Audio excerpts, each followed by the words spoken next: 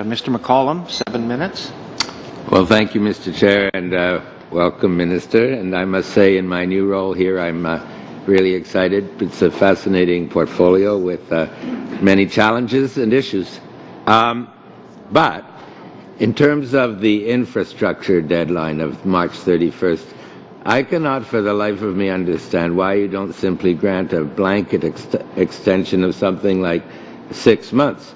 It's not as if any economist anticipates a dramatic drop in the unemployment rate over the next 12 months.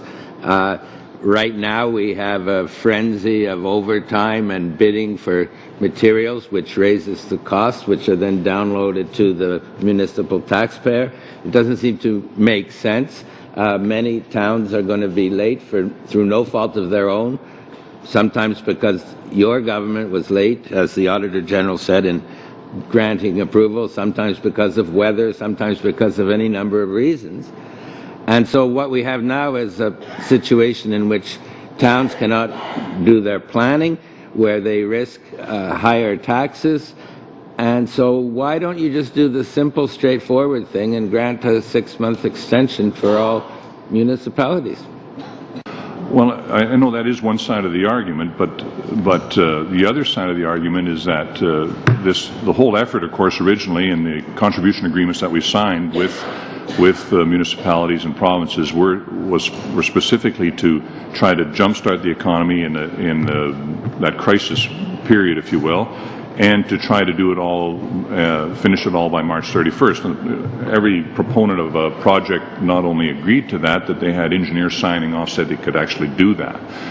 So by kind of keeping the pressure on to complete it by March 31st, a couple of things have happened. We've got a lot of projects out the door, and also we've been able, because in many parts of the country projects were done ahead of time because of that emphasis on doing it, shovel-ready projects, we were able to reinvest money that was realized in savings, and we've done over $100 million, for example, of plowing back into new projects because the original projects were done and ahead of schedule. And in fact, I know that I hear you're concerned about overtime and so on, but in fact, we found in many areas, many jurisdictions, that the projects actually came in under the anticipated budgets, and we were able to take that savings and plow it back in more and increase numbers of projects. So it kind of cuts both ways. By being aggressive and saying let's do it, we've been able to do even more than we originally anticipated. Okay, I'm not saying it was wrong to have this March 31st deadline at the beginning.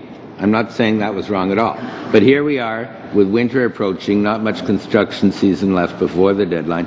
I am saying now is a different time from a year ago, and I don't understand what would be the downside. Why not simply grant a 6-month extension at this point? It would be simple, it would be fair, it would allow municipalities to plan, it would alleviate the risk of downloading the cost to municipal taxpayers. I can't see any downside for it at this time. And I don't understand why you seem to be hiding behind the provinces. If Brantford, for example, has a problem no fault of its own, simply grant an extension to Brantford, although I'm saying grant it to everybody. But why do you hide behind the provinces on this matter? Well, I don't want to hide behind anything, but I mean, as you know, the agreements are done in concert with the provinces, and the provinces are the ones that ride herd on it, so to speak. So what I've said to the provinces is, give me the data. I mean, it's I know there's projects that are concerned, and so I share that concern. That's why we said we want to be fair and reasonable, and we said to the provinces, give us the data. What's the state of affairs? Some of them have come back to us and said, well, we've looked at these projects, a project, for a bunch of reasons, who knows, without pointing fingers at blame, because there's lots of blame to go around sometimes, but the projects just can't be done. It wasn't ready, it's not ready, so we've rescoped the project, we've done a different project, and so on. And so in the end... With respect, you haven't answered my question. Well, I'm getting to it, though. What's the downside of a blanket 6-month extension at this time? Granted, I agree with you that when the program was first initiated, the March 31st deadline made sense. But now now it's today.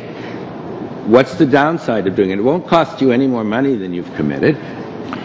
Well, and it will give certainty to municipalities. The downside is it's still 5 months away from the deadline. So in part, the agreement that everybody signed, including these proponents and municipalities, said they can get it done by March 31st. So we said, well, okay, that's what you signed, that's what you're going to do, and we understand you're going to make every effort to do that. That's the contract.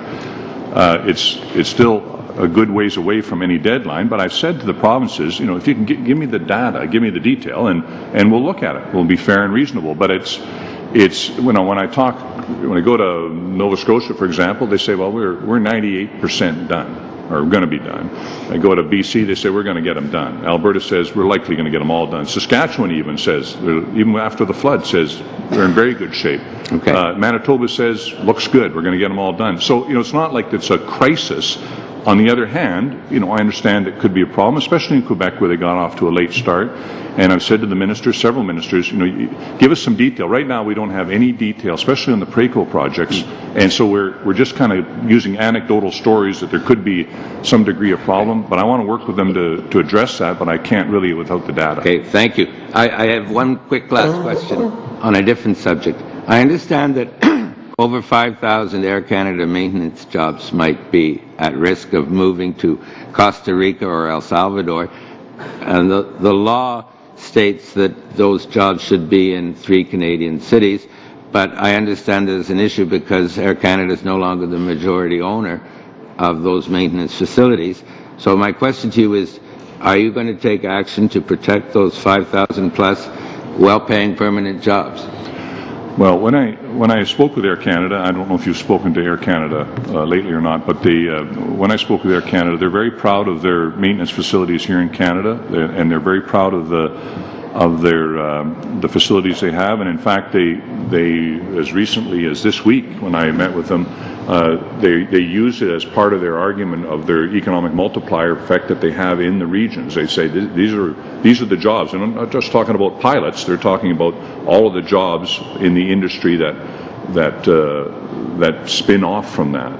So they seem very proud of that, and they use it as, if you can, as part of their advertising as good corporate citizens. The law is in place, as I've said to you in the House of Commons, and we expect Air Canada to adhere to that. And so there's no indication that it will be otherwise.